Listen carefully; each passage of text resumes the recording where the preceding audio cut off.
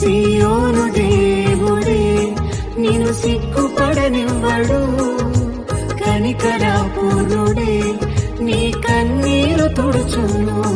సియోను దేవుడే నిన్ను సిగ్గుపడనివ్వడు, కనికరాపూరుడే నీ కన్నీరు తుడుచును.